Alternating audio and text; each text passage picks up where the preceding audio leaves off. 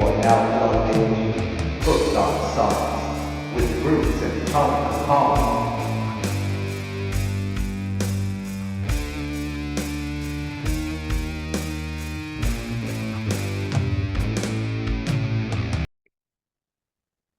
And we're live. What's up, everybody? Welcome to a very special episode of Hooked on Sonics. I am Bruce, and as always, my brother from another mother, the Tone Capone over there. This week, we are so excited to be joined by a young lady who hardly needs an introduction, but we're going to give it anyway. At 20 years old, she is already an East Tennessee legend. Um, she's having created a little over a dozen albums now. Um, Amassed several awards, played on the Grand Ole Opry multiple times, played the Cannes Film Festival, American Idol, and so much more. And folks, she's just getting started. She's with us this week to talk about her upcoming 26 song 2 LP album entitled Miss Demeanor, coming out in June. Ladies and gentlemen, please welcome to the show EmiSunshine. Round of Hello. applause. Thank you so much for Hello. having Awesome. me. Thank you so much for dropping in. Absolutely. Of course. So, you are calling this latest album a new chapter in your story, and it's a bit of a change to your sound, to a little harder edge. And I think you're kind of going along the lines of outlaw country. Oh yeah. My first question would be, what is outlaw country to you? I'm so excited for this question. Well, I think for me, it's music that really appeals to the working class and the everyday people that are struggling to get through and, achieve the American dream. And that is something that I want to appeal to. I want to appeal to the real people of this country that, need the help through the music. And to me, that's people like, Dolly Parton, Loretta Lynn, Waylon Jennings, Johnny Cash, like all of those people kind of paved that road for, music that really appeals to, I guess, the people that are hurting. Yeah. And I want to do that. No, absolutely. Tone, Bruce, go ahead. let me interject here real quick. This kind of Absolutely. reminds me of a situation where, we're talking about this kind of thing appealing to the working class. Think about that big hit that happened, that went totally, completely viral over, I think, the last couple years. Oliver Anthony's Yeah. Richmond, North of Richmond, man, that just boom, took everybody by surprise. And here this guy is out there really, from what I understand, living a really working class kind of minimal means kind of life out here touring and stuff like that. And I think it's really, really cool how, there's so many different artists that you can see and that they speak directly to people's hearts, such as Oliver Anthony, such as even Jelly Roll. The Jelly Yeah. Roll has amassed like I remember when the guy was hanging out up here with some of my friends as a hip hop artist. You know what I mean? And Yeah. Absolutely. it's it's amazing that all it takes is just being able to touch and make people feel that what they feel. You know what I mean? And I think you do a great job of it as well. Thank you so much. I mean, I want my music to be something that people can come back to after a long day that they can listen to and they can feel like, well, at least I have, this to get me through. At least I have these artists that I relate to. I want to be one of those people. And I feel like that's where even from, a child, working in the music industry, I wanted to be one of the women who paved the way in the future, for little girls who wanted to do it as well. So, yeah, I want to be another woman in outlaw country because I think there's definitely not enough. So, yeah. No, I completely agree. Who are some of your, and it doesn't necessarily have to be in that outlaw genre, Yeah. but like who are so what we're doing, we're currently celebrating some of our favorite women musicians in music history. And so we would love to know who are some of yours, just, and it doesn't matter. It doesn't have to be Yeah. the outlaw stuff. It could be anything. Well, I'm a big fan of Tracy Chapman, for one, because I just love like the storytelling and just the raw realness of it all. Mm. For me, that's such a big thing.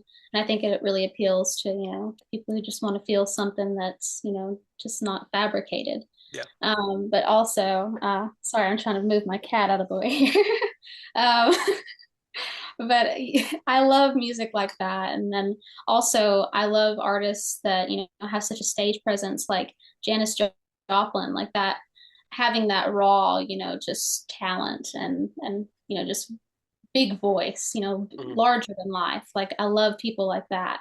And of course, Dolly and Loretta and those type of artists that, just really paved the way for, you know, women who were, a little bit too much, like Yeah. I think that's something that we need more of is women who are, a little bit, boisterous in this line of music. So, yeah, Quiet women rarely make history. agreed. Exactly. Awesome.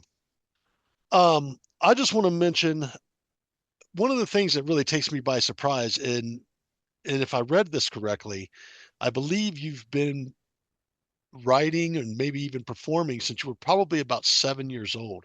This would be about 2/3 of your life as of this year. What a Yeah. roller coaster I mean, wow. Yeah. It's a lot. It's a lot. Yeah. It's a lot.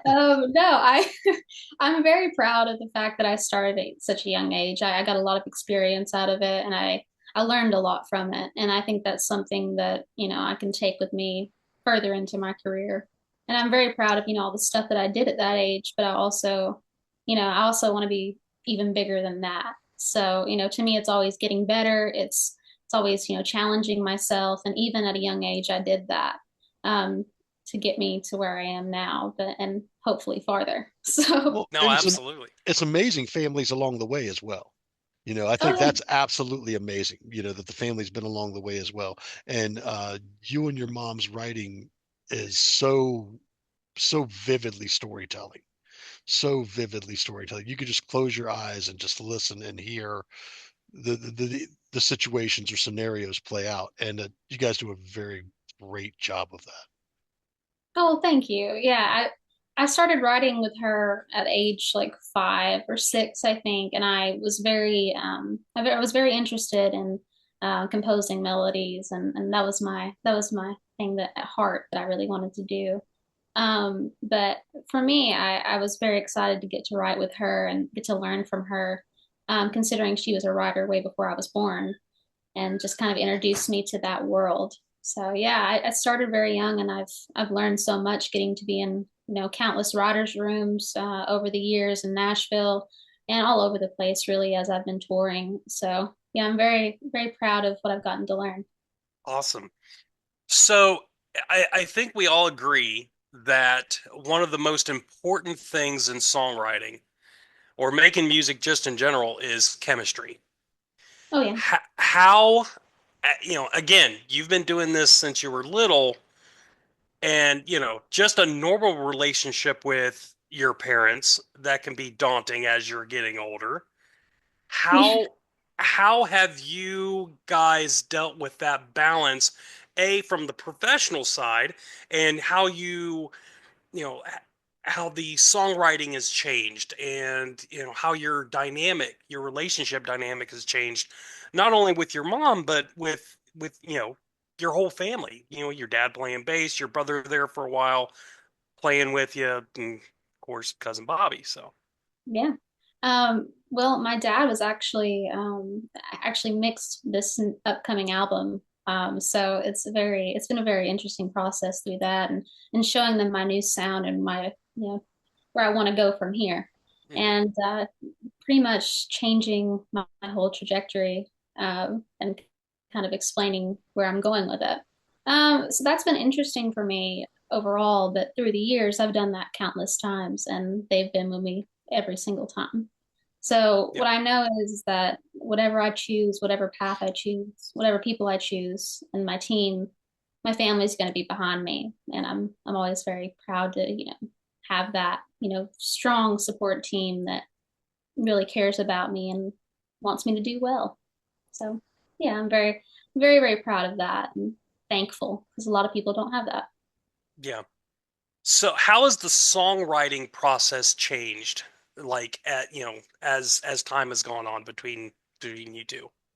Well, I think it's changed drastically, between Family Wars and this album because I've gone from, talking about in my songs, I have a lot of story songs. It's always, it's never really first person. I don't really talk about myself as much in my music.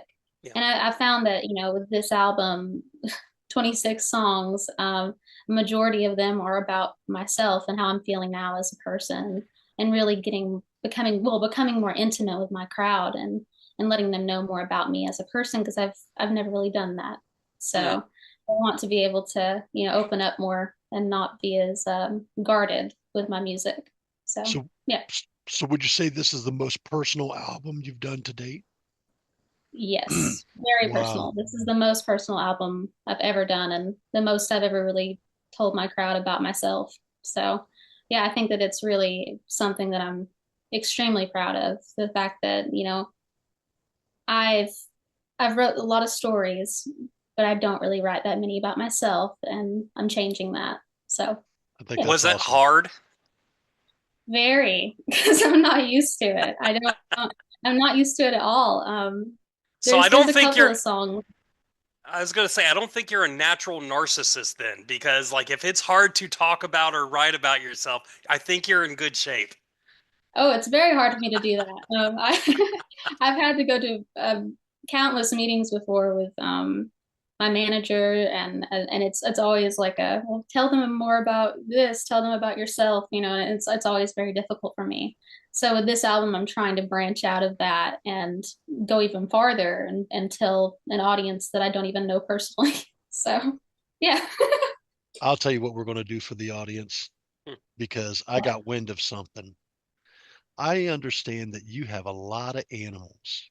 And I me do. personally, I'm an animal lover as well. Up till recently, we had three chihuahuas, Aw, two geckos, and two snakes. So reptiles are kind of our thing. I understand that you have a pig. What's I do. pig's name? What's the pig's name? Oh, I have five pigs actually. Really? Um, yeah. Well, the one that we recently got about 2 or 3 years ago, she is a Kuni Kuni, and she is the most destructive animal that we've ever had. She gets into everything. She's laying on the gate. She won't let us through the door. It's always stuff like that with her. And her name is Peridot. We Aw. we love her very much, but she is very destructive. So yeah. I had a potbelly pig one time. I thought it was a good idea because I was reading all this stuff online, like, oh man, they make great pets, and I brought him inside, and he started off great, and Oh, Waylon. boom, yeah, his name was Waylon, and he was fantastic. I love that pig. So if you've got the room and the patience, they're great animals. But you're Yeah, right, they're very destructive. And Yes, and ours are free roaming, like around the okay, yard. yeah. So they tend to go to the neighbor's yard, and then they call us and tell us, hey, get your pig. So it's always something, that, Welcome to East Tennessee, everyone. I knew pretty if I much. brought it, I But knew yeah. if I brought it up, Bruce would bring up Waylon. So I love it. that's what we call lining them up, and knocking them down. That's right. Oh shoot. So tell us about the process about making this new album. Did A like did you go into it thinking you were going to make a double album, or did it just happen like, oh crap, we got so many good songs, why not? Well, pretty much what happened was I got approached by my co-writer and very good friend of mine. I've known him since years ago when I was working at the Smoky Mountain Songwriter Festival. His name is Fish Fisher, Mhm. and he is my producer for this album. I'm so proud to have him working on this, and he came to me with this idea to put out a double album and it be more personal and to tell more about myself. And we had a couple of songs that we knew we wanted on a brand new album, but we didn't have the majority, so we had to pretty much write half of these songs for this album, which was daunting and very big at the time because we just didn't know if it was completely possible. Yeah. But we decided that, hey, we're going to put out 26 songs, and we're going to make it a double album, which was a very, very big idea for me at the time. I didn't really want to do it at first. I was very apprehensive about it because I've never really put out that many songs at once. I didn't really Yeah. see the point. Yeah. Um, Now, I believe but that album's coming out June 25th, right?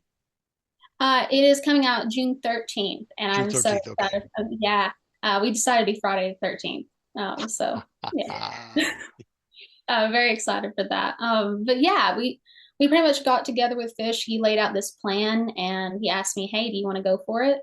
And I said, "Yeah, let's go for it." So we met. Every month he would come down to my place, and we would go out to eat.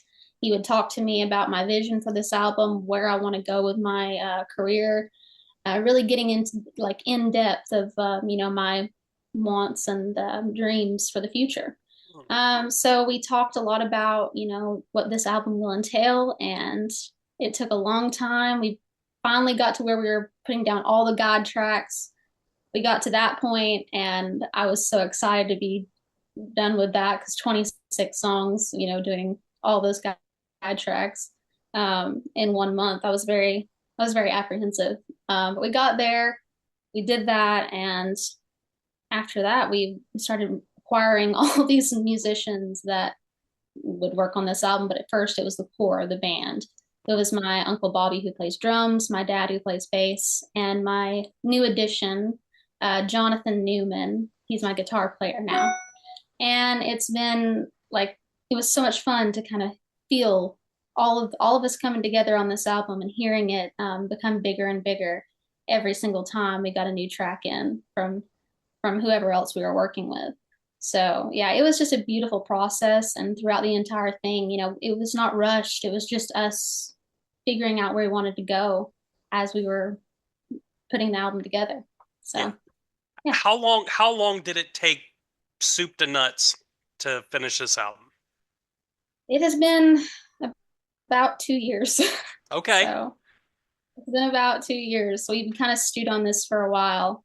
And then we got to it. But it was a lot of talking first and a lot of figuring out the trajectory of where we're going with this album. So a lot of the time was took for that. And then even more was taken, just to write a couple more of the songs that were being put on the album. And Yeah. there was actually one at the end that wasn't even supposed to be a part of it, called Ellie, that I wrote about this guitar that I have. I got it. It's really a sad story. I got this guitar. It was kind of an estate sale, and I didn't know the story behind it, but the owner at the time told me that it belonged to this young girl whose parents had died, and she lived with her grandparents.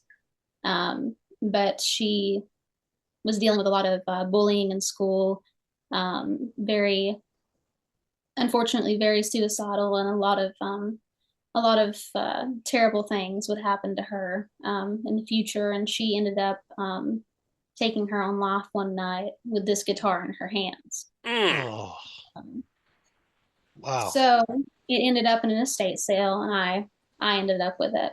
And I wanted to write a song for her because I just hate the idea of somebody going without a story that is in the public, somebody who isn't remembered. Like Yeah. to me, I want her story to go on even farther than she thought it ever would. So Yeah. yeah, Would you be able to play that for us this evening? yes, I will. Absolutely. Okay. Well, Well, do we want to? I'm with it. Let's I'm go. with it. Yeah. All right. This is Ellie.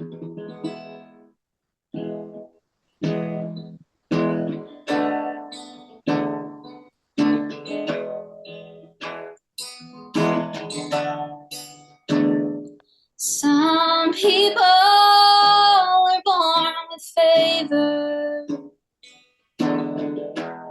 some born from regret. I felt the way way of lonesome. Like a rock around my neck. I was wounded and a target by the bullies. No one stopped it, and all I was ever seeking was some place that felt like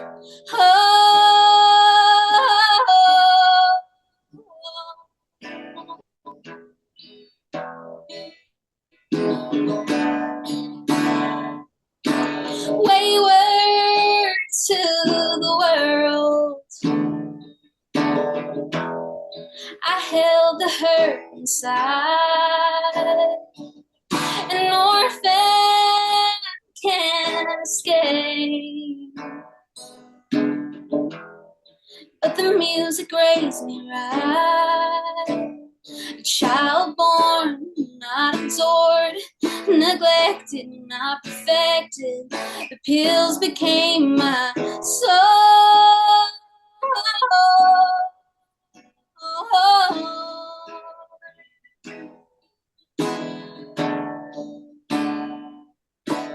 I'm in this guitar, it fills this room.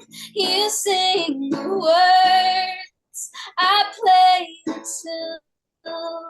tune. My name is Ellie, embedded in wood. I took my own life, I was so misunderstood. Please sing for me, oh sing for me, so I can live on. I'm finally home. You are the breath and I am the bone. It wasn't all in vain. I soak beneath the strings. I hope someone will find me, and I could find some peace. My ghost is in the middle, fingerprints and broken dreams. I'll play along right with you, and I'll listen while you sing.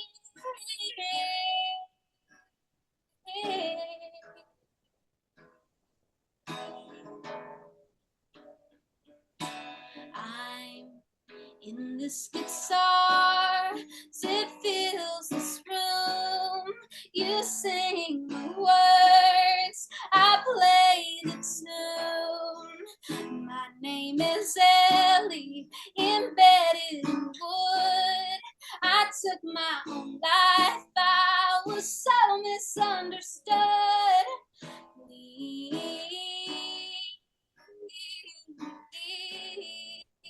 sing for me, oh sing for me, so I can live on. I'm finally home. You are the breath and I am the bones. Oh, oh, oh, you are the breath and I am the bones. Oh, you are the breath and I am the bones.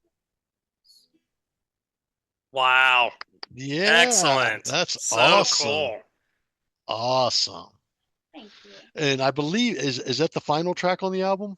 It is the last one. Looking at the track listing, I recognized where its placement was. Yeah, that's awesome, man. What a Thank story behind that guitar!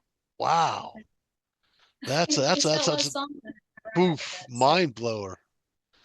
it really Yeah. is, and it's such a gorgeous guitar, and I'm just so proud that I ended up with it and got to write the story. Like that to me, that's such a big deal. Like it's such a interesting thing how certain people end up with other people's possessions that meant so much to them, and being able to write a story for her, and getting to be a part of her in some way, even though we never met. Like, it's beautiful.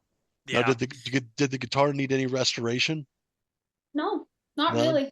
Nice. It's a Famous, and it didn't need any work really. And I've just been playing it so much. I've been writing with it like a lot. So it's Nice. got a bunch of songs in it, and I'm very excited to write more. So That's awesome. They say that you don't pick the guitar picks you.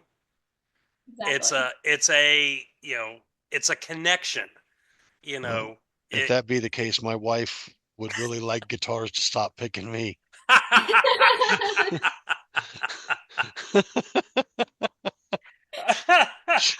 She would really like me to stop listening to them go and pick me, pick me. Pick me.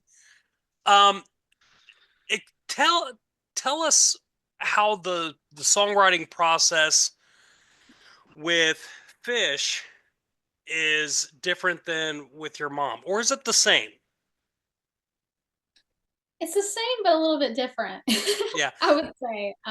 They're very similar in their writing style, but I think that Fish he takes a lot more time to stew and think on a line for a lot longer than my mother does. She's one of those people that she doesn't use a notepad. She uses her phone for everything Mm, she writes, and she's like, you can hear her typing like at rapid speed, just yeah. ready to go. When she has an idea, she just flies with it. But Fish, he'll take his time. He'll think on this for a very long time, and it may take a minute for us to have the full verse, but he'll come in from outside, and then he'll say, "Hey, I I have this entire second part of this verse done. I wrote this and this if you like it." And we're like, okay, that's great. This Yeah. works perfectly.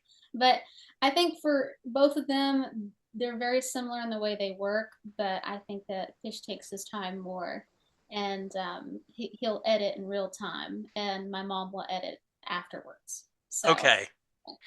So, for me, I'm w- a little bit of both. yeah, I was gonna say, when do you know a song is done? I know a song is done when I'm thinking of that song like over and over for about a week straight. If I'm thinking about it over and over again and it's just stuck in my head and I know the chorus is stuck in my head specifically, then I'm automatically like, okay. Usually that doesn't happen with me with my own stuff. I'm very not particular to, just be like, oh, I'm going to listen to my own songs over and over again. I'm not one of those artists. I just don't Yeah. do that. But if I really like a song that I've written, I will listen to it a couple of times over just to be like, oh, I like how this turned out, and I love the way that I made the melody wrap around the chorus through this bridge, and like there's certain songs like that, and Ellie is one of them for me Mm. that like I can listen to it over and over again, and I don't get tired of it. I don't get tired of singing it, and if I've sang it for months on end already, I'm not tired of it, then I think it's pretty good. Yeah, there's so many stories throughout the years, like Waylon with Lukenbach, Texas. He hated that damn song, but it was a hit, so he had to sing it. Exactly. George Jones with "He Stopped Loving Her Today." He never liked that song, and he still had to sing it. And it's like, yeah, if you're gonna be stuck with a hit, you might as well like it. Yeah, if your Yeah, song resonates with people, then they're gonna want to hear it. And that's yeah, something that, you have to be okay with what you're writing. Like that's something I learned from an early age is that if you really don't want to sing something, don't let it see the light of day. Like mm, don't right, don't let people get a hold of it. Don't be the one to sing it because you might be the one singing it for the rest of your life. right. So that's something that I try to keep in mind with every song that I'm putting on this new album. I had this talk with Fish throughout the entire process, 2 year process. Like, are you sure?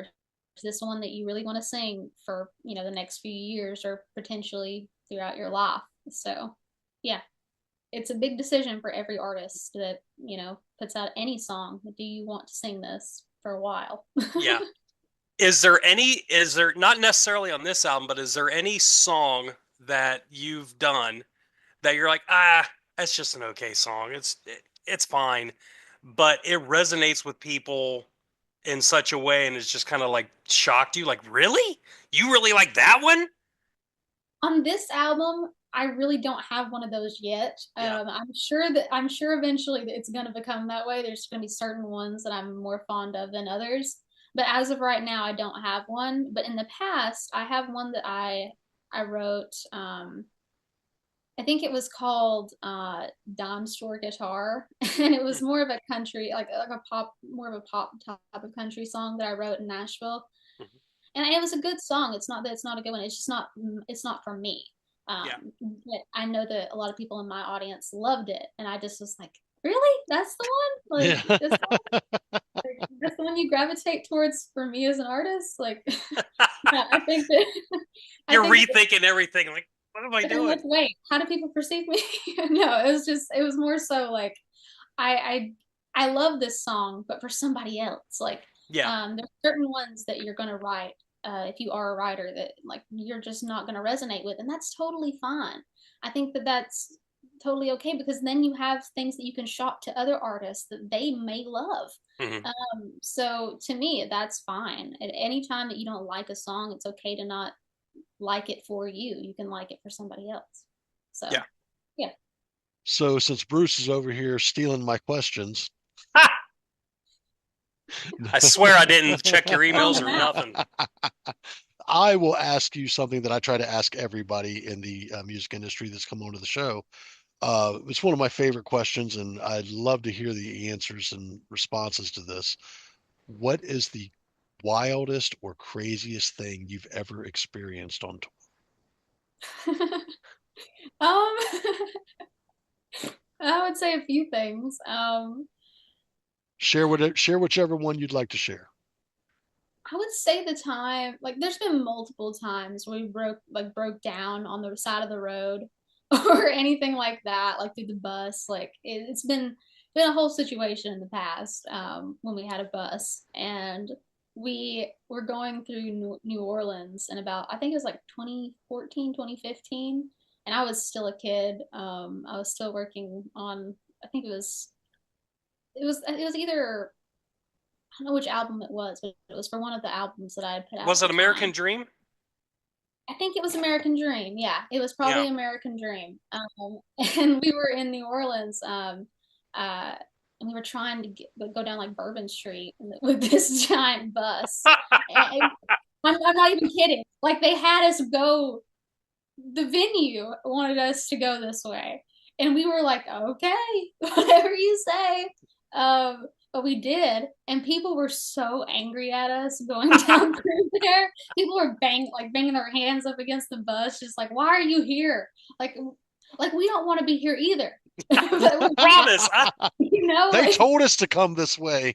and my drummer is also my driver. So whenever he was driving the bus, he was just so stressed out. And it was so awful. But we did the show and we had a great time. But it was absolutely like terrifying going down through there with all these angry people. So Like, I'm not coming yeah. out of this bus. I'll play the show on the Yeah, bus. like it's not my choice. It's probably one of the craziest moments I've had. Thank you for the So crazy yeah, moment. I love to hear that stuff. there's plenty. Yeah. There's plenty Oh, I'm for every sure. artist. So you've been able over the years, you've been able to open up for a lot of people. What are, and I think so, I think that Loretta Lynn gave you some pretty cool advice at one point. Would you Yeah. share that? Yeah, pretty much. She sat me down right next to her when we were playing a show together. Uh, the crazy thing was, is like it was like a two-parter show. So we played one night and then played the other night, and opened up for her. And it was such a beautiful thing. Like it was such an honor to get to open up for her. But I didn't know I was going to get to meet her the second night. Hmm. But she had me sit down next to her, um, right outside the stage, and she looked at me and she was like, "You have a great gift, and you need to guard yourself and take care of yourself and stand up for yourself in this industry. Pretty much telling me that, whatever you do, make sure that you're proud of it and make sure that you don't compromise yourself for others' wants out of Mm. you. Watch out for the snakes in the Don't give, grass. yeah, watch out for the snakes in the ground. She pretty much told me that in the sweetest way possible. So, Yeah. yeah, she pretty much told me all about how she could see she could see that I'm going to do great, but she also was wanting me to be careful, and that was something that she was very, very adamant on, and I still take that with me everywhere I go with everything I do because it's rough out here, being a female in country music, and that's something that I think she was pretty much telling me that, hey, be tough through it all, because it's going to be hard, but you're going to do it. Yeah. So Yeah. You're always going to have people with their hands out and saying they're going to work for your best interests, and they're not. They're working for their own interests. And, I'm sure you guys have had to deal with that over the years where you're just absolutely sideswiped by someone you thought that they were with you. oh yeah, And it, it's heartbreaking. It it really is is. heartbreaking. And you're given So I'll tell. opportunities to talk, and you're promised things, and that's something that every artist goes through. There's the ups and downs Yeah. of the career, and I feel like that's part of it. You're meant to learn from those things, and the people that are the snakes in the ground. You're supposed to be able to spot them. Like that's you're gonna learn how to spot them, and that's part of this Yeah. journey. And I think that's something I didn't know at the time, but I know that now very well. And I feel like she was trying to tell me that a little bit at a time. So Yeah. Absolutely. It's always about trusting your gut. yeah, I think that's the number one thing. Just trust your gut. I mean, you can see it in people's eyes. I always kind of look at it, if someone doesn't have kind eyes, there's something wrong. There's something off. I don't know what something it off. is. Just I'm good. So I'm usually right. I get that. I do. I totally understand that. I think that for me, you can see it, but I feel like a lot of times one of my biggest things that I would say if you're just getting started in the music industry, or if you are pursuing it in any way, I would say just to make sure you guard your heart. Whatever you do, like make sure that you're taking care of yourself, and nobody knows you better than you. Mhm. So nobody can take that away from you. What your dreams are, what your goals are, nobody can tell you what they are. Only Yeah. you can. So yeah. Yep. Tone, what do you got? Let me go back to my sheet here real quick, man, because I did have something interesting I wanted to say. I would just like to share with you, going through your guys' discography and stuff and whatnot, things that really stood out to me as far as albums go. 40 Acre Dream, really dug that album. Diamonds, little different take on what you usually do, but I like that album as well. Uh, Ragged Dreams, really good. Sideshow really kind of stuck with me. Like that's that. Like if I had to say of the albums that I've listened to, Sideshow really kind of stuck with me. I really, really liked the content in that album, and just Thank some you. tracks I wanted to point out for some of our listeners if they want to check them out. Notable tracks for me would be Judgment Day, White Dress, Shame, Shame, Shame, just to name a few. So if you get the chance to get out there and listen to some of Emmy's stuff, those are just some recommendations from myself. I'm sure Bruce has got a few he can hand you as well. All of it. All of That's it. it. Just all of it. No, for me, my favorite album of yours is Family Wars. I Okay. think I think that was outlaw country. At its core, the songwriting is outlaw country. Oh yeah. Now, No, it's definitely the Americana feel, obviously, but that again, songs like Scarecrow and Ghost of Hank Williams, oh and yeah. I mean, hell, even Family Wars itself. Such, I remember the first time I heard that, I was just like, oh, those lyrics were just so like, oh, because I mean, again, we all Yeah. have It's family like real. that. We know people like that. And it's like, yeah, it hits you. It does. It really does. And it's people that there's some people that I know in real life and people that Hmm. I've met along the way through my journey. I mean, like it's kind of calling after, the broken families out there. They're just trying to hold it together. And I Yeah. think that that's something that, is awful, but at the same time, you want to talk about it. You don't want to Hmm. just be silent about it. So, Yeah, I don't know if you're familiar with Elizabeth Cook. oh, I love her. Oh Love her. gosh, Oh my I gosh. think it was on the Welder album. Yep. Her song "Heroin Addict Sister." Oh gosh. Oh, Oh, and it's like it's so good. funny because I mean, it really feels like Yeah, you it's know her so sister in powerful. that, you know. Oh, Mhm. it's such a. I mean, she's an amazing songwriter too. So, Oh, she's fantastic. I mean, there's one of her songs called Mama's Funeral that I really love oh too. I yes, love that song. I think it's beautiful. Like it's yep, just heart-wrenching. And of course, she has like a mix of all types of emotions within her songs, but I do love the fact that like she can really get, down in her own feelings and really kind of show that to the audience as well. yeah. So, yeah. Yeah, and going back to the Family Wars, I think that let's see, that thing came out in October of 19, and you are on such a trajectory with that album. Like there was Yeah. so much praise and like things are just really kicking up, and then COVID. And then COVID. Yeah. It all went that way, didn't it? Yeah, I mean, it It was just really like, did. I mean, and you were doing the best you could, doing the live stream things, and so many other artists were. But talk about kind of that whole process of like how you were able to deal with that, how you were able to survive, and then how that transitioned into Diamonds. Well, I think that for me, it was a time of, rediscovering myself. Like I really didn't really get that much time on the road to think about. I mean, because I was out all the time. Like I wasn't home that much. And when I was, I just didn't really get to think about the fact that, hey, is this where I want to go with my music? Is this where I want to go? Like I knew like a general direction I wanted, but I didn't know exactly what type of songs that I wanted on my new album. Where am I going next? Like it was just kind of living in the moment.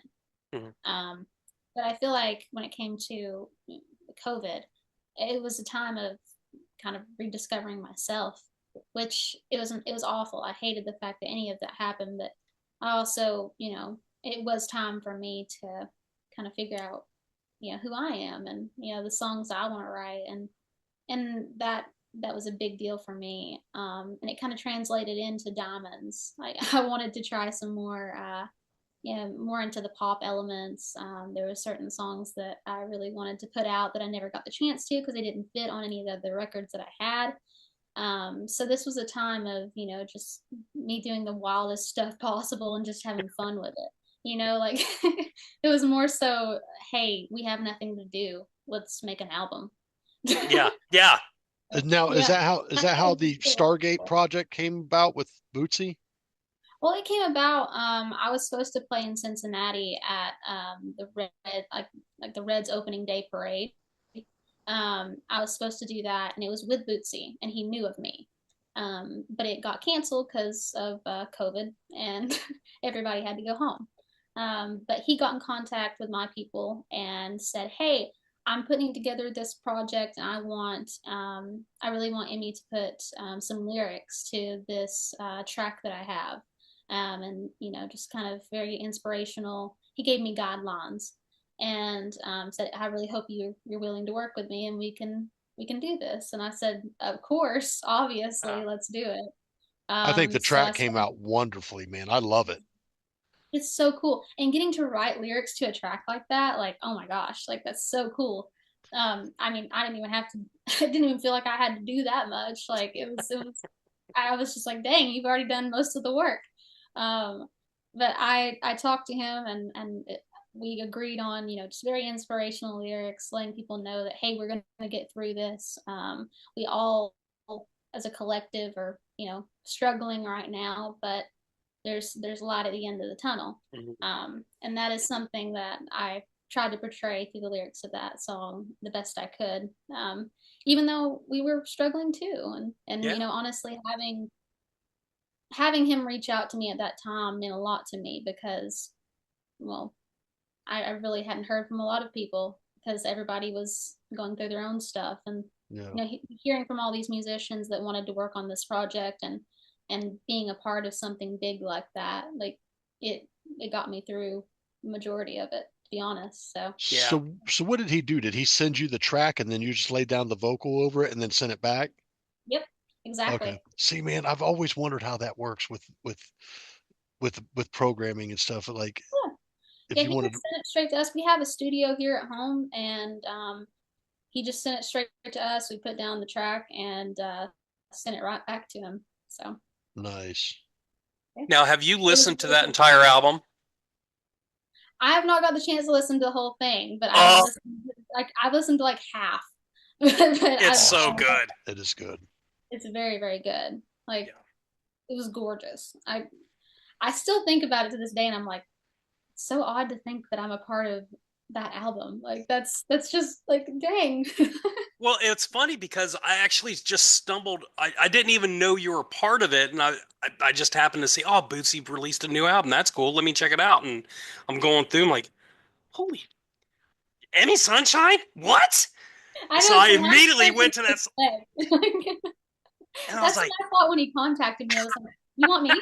Like, Now, no, I was Bruce very excited. Bruce yeah, and I have been very blessed to meet a lot of people in the music industry and movie industry that we look up to over the years. And Bootsy is one of the type of people, Bruce can tell you, I get emotional when I run into certain people. Like I'll start bawling. And he's a big baby, I folks. am I am a big baby. Like when I met Matt Pike, dude, I literally fell to tears. When I met Glenn Danzig, I literally fell to tears, man, because I just grew up on that stuff over the years, you know?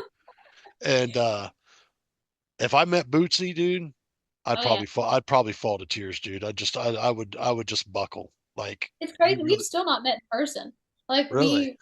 we still, but he called me over the phone when we were starting this whole process of recording my vocals, and he wanted to call me and ask me a few questions, you know, just about um you know, things like, hey, are you gonna be using this much reverb? Are you gonna be doing this? Like very, very common questions. And he was telling me how excited he was to have me on the album and all this stuff. And he's just the kindest person that I've ever met. And then Yeah, I think yeah, and then his wife chimed in and started talking to me as well and just said hi. And it was just like it just meant a lot to me. Just the fact that they were reaching out to me and were just so kind to somebody they had never really talked to And before. him reaching out to you means he's honestly a fan. You know what I mean? He must It really was dig your crazy. voice. I couldn't believe it. Yeah. My now, dad was freaking out. Like oh, he I was bet. oh, like he's such a big friend, like a big fan of like him too, and like he's like, oh my gosh, he's so excited. He was so excited. It That's so was pretty awesome. much us talking about it for days on end before we got the call. Like it was a big deal. It Yeah. really was. Is there any? Is there? Is there anybody that you think you would get absolutely starstruck over? Or are you in a place where you're just like, yeah, we're good. I'm kind of at that place. It's Yeah, like for me, I don't really have that much of a problem with like talking to celebrities and people like that. I tend to just want to treat them like people, you know, like at the end of yeah, the day, I don't want to get to the point where I'm like, oh, I idolize this person so much that I'm fearful to be in front of them. You know, for yeah, me, I I don't really have a problem with that because I just want to treat them like, hey, we're just talking to each other person to person. Like you get up out of the bed every day the same as I do. So yeah. yeah, And I think that's how we kind of approach these conversations. Look, we're just having a conversation. Yeah. yeah, You're going through your stuff, we're going through everyone's going through stuff. Let's just talk about something fun like music. And yeah. you know most of the time people are completely cool with that. Now, do you have a problem with approaching somebody Like, say if you saw Elizabeth I Cook don't over there, do that. I couldn't. I never. I Tony can tell you, I hate talking to anyone in public. I hate I'm the approaching idiot. people. I'm the idiot. I'm the Yeah. idiot. Hey, We, you we come here. I'm like, ugh. It's good to I'm have a the person like that, but for me, I'm not one of those people. I tend to like. I can give you an example. I was in I think it was called Nashville. It was like a restaurant in Nashville, and we were sitting down there, and I saw Reba in like the other booth away from us, Yeah. and I looked over and I was like, "Is that Reba?" I was like, "Is that Reba?" Like, and they were like, "Oh, go say hi to her. Go say hi to her." And I was like, "No, I'm not doing that. She's having her No. omelet right now. I'm leaving her alone. Like I'm not doing that." Oh, I wouldn't Uh, interrupt anybody while they're eating. I could no, never do that. Like no. usually I try to interject myself and walk in and go, you know what? Everybody in this room may not know who you are, but I do. And I Yeah. just like to say that you are a pretty awesome individual, and that's I try to keep it as cool and kosher as possible. I had the opportunity to run into who was it, Gene Hoglan, I was telling Bill or Bruce about coming out of a show. He was at the tour bus and I was just getting into my car. And I said, man, I could have met Gene Hoglan, but it would have meant, hey, and this Yeah. big 350-pound guy running up on Gene like, can I get a picture? Like, I Yeah. said, nah, that probably wouldn't have been the best approach, man. I could have done it, but am I going to do it? No. So, I've known you for 47 years. I'd still do that. I would still run for the hills. No, but I totally get that. I think that like certain people like you know when's the right time to say hi to somebody and yeah, introduce yourself and when it's not. It's just like Yeah. with anybody else. Yeah. So I think that for me, I just feel like yeah, with any kind of celebrity that I'm wanting to meet, I always want to make sure that it's at the right time, and I never yeah, make them feel uncomfortable if I'm putting them in a bad position or if they need to get somewhere. So yeah, for me, it's never really been a problem approaching. It's just me feeling bad for approaching more than anything. Yeah. But yeah. Is there anybody, do you have a top three people that you would love to record with? Mm. what a Oh great gosh. question. It's a very big question. Oh my gosh. Uh, Probably one, Jack White is one. I would say also Jason Isbell. I love Jason Isbell so much, and Mm. I'm a big fan. I have Yeah. been for years. I love his new album that just came out too. Like I I haven't just, heard it yet. oh my gosh, it's so good. I Awesome. love it. It's so good. Um, and then after that, I don't know. I only have about like two or three right now that I would really want to work with. There's some that I really idolize and love, but people that I want to work with right now, it's kind of in between there. So Yeah. Those are really good picks. yeah, Yeah. I mean, being down there in the Tennessee area, isn't Jack down in that area? He's got what? He's in Nashville, I think. he's in Nashville. Yeah. Yeah. Yeah. I mean, I went to what's the record label? Third Man Records down there. Or, Mhm. Hmm. I mean, not a lot of people know unless you're really in the know with Third Man Records. He's the last guy to release Sleep's re-release of their Dope Smoker album, Really? which is a huge album in that genre. Yeah. Emmy, are Uh, you a big fan of doom music? What? So Doom. there's this whole subgenre of metal called doom music, and it's just Okay. slow, sludgy, sad. Just I probably would be. this is what he listens to all the time. I'm like, good God, do you ever have any good days? So, they're all good days. I get that. It's just my preferred genre. It doesn't mean I don't listen to other things. Come on now. I listen to I'll have jazz. to look into that. Absolutely. Yes, make Well, sure you're in a really good mood you before you start. hey, come on now. You know who Black Sabbath is. Everybody's heard of Black Sabbath. Black Sabbath pretty much created that tone and sound. So that's Okay. all the tone and sound is based off of the Sabbath sound. I gotcha. Okay, that makes Bruce, sense. I love you. some That's days. great. See, and this is exactly what I like seeing when we can get a guest on the show that can laugh and have a good time with us, man. That's something I Oh really yeah. enjoy. Absolutely. So you said you were had the Do ability you? to play a couple songs for us, man. I'd love to hear another one. Yeah, let's do it. Yeah. I can do another one off the album. There's one here I got. It's called Whippoorwill, and it's one of Okay, my Ooh. favorites. Off I'm the new with album. it. Yeah. Let's make it happen.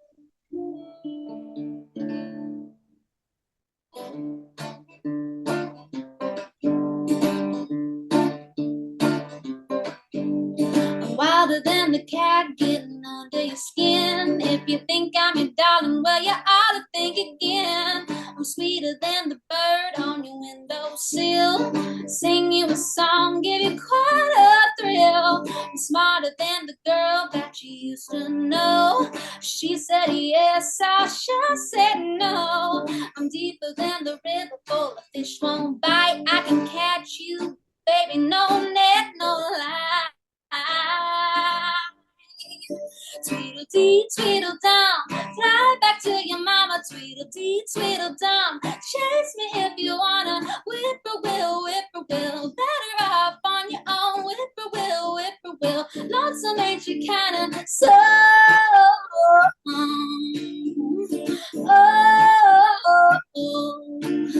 I can love you, honey, make your little world spin. I won't need your money, make it mine with a pen. I'm gone like the gas in your brand new car.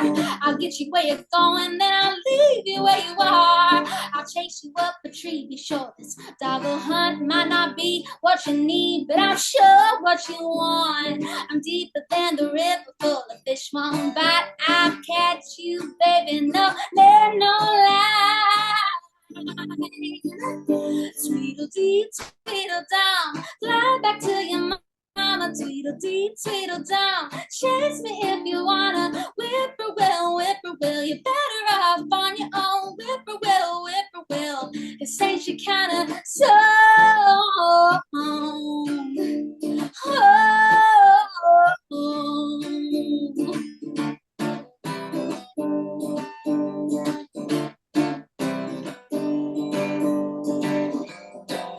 Tweedledee, tweedledum, fly back to your mama. Tweedledee, tweedledum, chase me if you wanna. Whippoorwill, whippoorwill, you're better off on your own. Whippoorwill, whippoorwill, lonesome ain't you kinda so. Ain't you kinda so.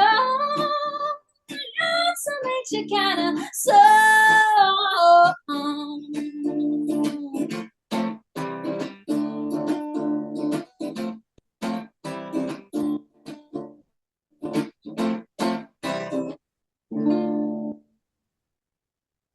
Yeah. Yeah, Awesome. buddy. Thank you. I like it. I cannot wait for this album to come out. Thank you so much. Now, Absolutely cannot wait. where can we pick the album up at when it does drop? You can go to the EmiSunshine.com and you will be able to find all of my new merchandise, which will be my vinyl and some CDs if you want that as well. But it'll also be out digitally, Spotify, Apple Music, wherever you stream. Okay. But you can find it at the EmiSunshine.com when it drops on June 13th. Awesome. All right. Awesome. Now, do you collect music? I do. I've started a small collection. I'm not very much yet, but Okay. Where do you, so are you collecting vinyl? Are you collecting CDs? I collect Both? vinyl. Okay. Yeah, Is I there haven't is really got to CDs yet, but is there a place that you love going to pick up vinyl? um, I go to Carm a lot. Okay. Uh, which is one place. But mostly there because there's like two different ones around me. And they're like big stores. And I can find a lot of music there usually, and a lot of vintage, like more vintage vinyl and stuff too. Not a lot of new stuff, but I kind of prefer it that way. There you go. Well, if you're, next time you're in Knoxville, you like next Friday, before you go to the Lonesome Dove, hop on over to Lost and Found Records there. Oh yeah. Yeah, they love you over there, and Oh, yeah, it's a great place. So they're friends of mine. So That's Yeah. awesome. Absolutely. Absolutely. Who's the other shop you got over there, Bruce?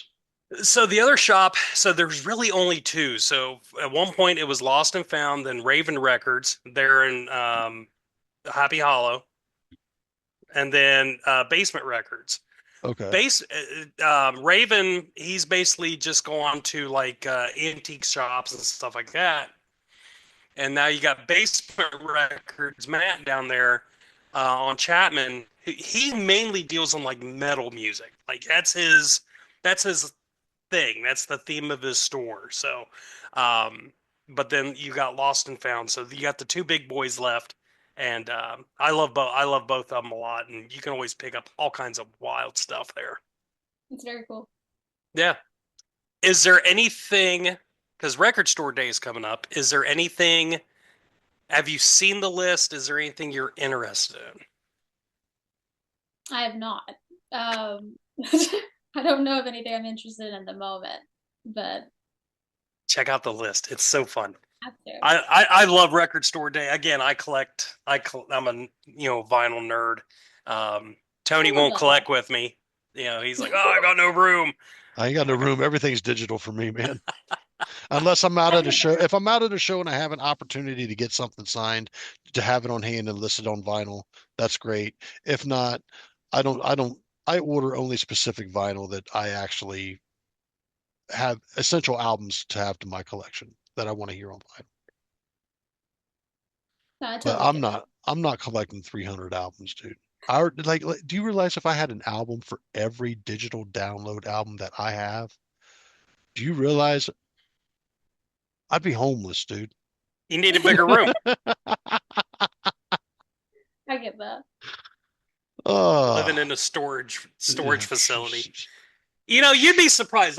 Right now I think I've got maybe 600 Oh, vinyl, wow. and it's not that much. The itty bitty living space. What Yeah. was that in Aladdin? Itty bitty living space. Anyway, I gotta ask you, Emmy, about one of my favorite songs of yours, 90 Miles. Yes. Tell us about that song. 90 Miles. I wrote that when I was like, I would probably say 11, 10, 11, 12.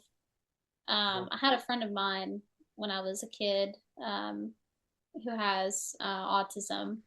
And I noticed how people would always kind of treat him differently in public, and it was just very unfairly. I would kind of how I would put it, and Yeah. I wanted people to treat him as an equal. And I never really saw much of that for him and people like him. So I Hmm. wanted to write a song, just about the experiences that he would tell me about, and Hmm. kind of translate that into something that I feel like the neurotypical mind could understand. So for Yeah, him, it was something that he couldn't really outwardly explain. So I wanted to kind of do that for him in a little way, even though it didn't make that's awesome. even though I didn't make much of a. I know it made a difference to him and a lot of different people, but at the time it felt like there's not much I could do for him, Yeah. besides say, hey, how you perceive him is not how he actually is. And Yep. I was very proud to get to write that song. Now, Yeah, that's such a great song. with the release Go of a ahead, Tony. double LP, I'm going to imagine we're going to be doing some touring coming up. Do you know, how many dates we're looking at and how far across the U.S., as well as who you're going to be on tour with? Well, right now I'm doing a lot of like local stuff. We're kind of building towards some bigger stuff in the future. But right now I'm wanting to do a little bit more local and kind of treat the people around my area a little bit more with the new music before I get out there. So That's nice. yeah, I think so. For me, it's important to kind of show this to my home first before I get out of here. I I love like it. that. Now I will just one more thing back to 90 miles. I don't know if you're a big fan of podcasts, but there is a absolutely fascinating podcast that I've been on. It's called the Telepathy Tapes, and it's basically a long form documentary on non-speaking kids with autism and how they're able to communicate and how they're able to read minds and all this whole thing. And it's a like a 10 or 15 part series where it's Wow. just I cannot recommend it enough. It is, it's scientific, it's compassionate, it it will blow your mind That's with, cool. the real life experiences of these families, these kids, these teachers. So, highly recommend it. That's fantastic. Yeah, I definitely need to watch that. That's awesome. So Yeah, yeah, that's cool. awesome. Well, Tone, what else you got, my friend? Brother, I don't have much other than the way of uh we are so looking forward to the release of this album. I really do appreciate you taking the time to hang out with us. Is there anything else that you'd like to mention? I'd like to know what you listen to as of lately. What have you been turned on to lately? Well, lately I've been very, like I said, I've been very into Jason Isbell. Like that's been my thing lately. And Jason Isbell in the 400 unit, specifically, I've been really into that. And then I would say also I've been listening to a lot of people like Marco Price and Stephen Wilson Jr. is one of them too. That I really like his music. I've really enjoyed that lately. Adeem the artist. I've been listening to their stuff for a little while now, and I really love what I've heard. Very acoustic and very raw emotion within their lyrics. And I just love that. So a lot of artists like that. I'm a big fan of acoustic music. So yeah. Nice. Awesome. So the reason why we ask this is because every guest that we have on the show, we ask them to do us a favor. The show basically runs on the premise of me and Bruce giving each other an album and we give it our honest review. Being that we come from different angles of the spectrum music wise and what we take in and how we take in music, we want to ask you, what album would you like us to review on next week's episode? Okay. Well, since you are, one second. Since you are going to be, since you haven't heard Jason's new album, I really do think that that might be one for you to review, in my opinion. Foxes in the Snow. So that'd be pretty cool. I would definitely Jason like to watch Jason that. Isbella Yeah, Isabel. Jason Isbell. Isbell. And you said Foxes in the Snow? hmm I look forward to it. My favorite track on there right now is "Good While It Lasted." So Awesome. Thank you very much. And you will get that review from us next week. I'm so excited. That's gonna be fun to watch. It's what we do. And it's fun because we love to hear the insight of what you're currently listening to or what's influenced you and the different albums that we've been turned on to and bands that we've been turned on to over the years. Like our friends the Dictators from up in New York, they were pre-punk band, pretty much laid down the foundation for what American style punk would be. We've been out to see their singer play. We've had those guys on the show and talked about their recent release. I think it was last year. Mhm. Great guys, bunch of great guys. And we've just been blessed, and you've become another person that's actually blessed us with spending time with us, and I really, really appreciate it. Bruce, do you have anything else? No, I guess again, see Emmy next Friday at the Lonesome Dove. And then I saw something before we came on that you're going to play a show tomorrow. Can you give any hints on that? Oh, tomorrow. Yeah, 10:30. Tomorrow. She's checking the I schedule. hold on. I could have. I actually I do not have anything tomorrow. Look, Bruce is Hold already on. trying to book you for a gig. No kidding. Hey, I'm up for it. Oh no, new show announcement is tomorrow at 10 a.m. Ha! Yes, yeah. I'm It's announcing the it's show called tomorrow. it's called critical reading, folks. I should try it. No, you're doing great. You're doing great. And everybody, please remember Friday, June 13th, double LP release from EmiSunshine, Miss Miss Demeanor. Demeanor. It's coming. It's coming and faster than you know, man. It's going to be here.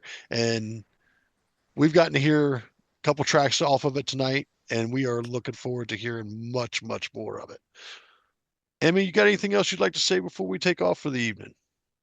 Oh no, I just want to say thank you both so much for having me on. It's been Yeah. a pleasure. This has just been so much fun for me. So yeah. Awesome. We've absolutely enjoyed you.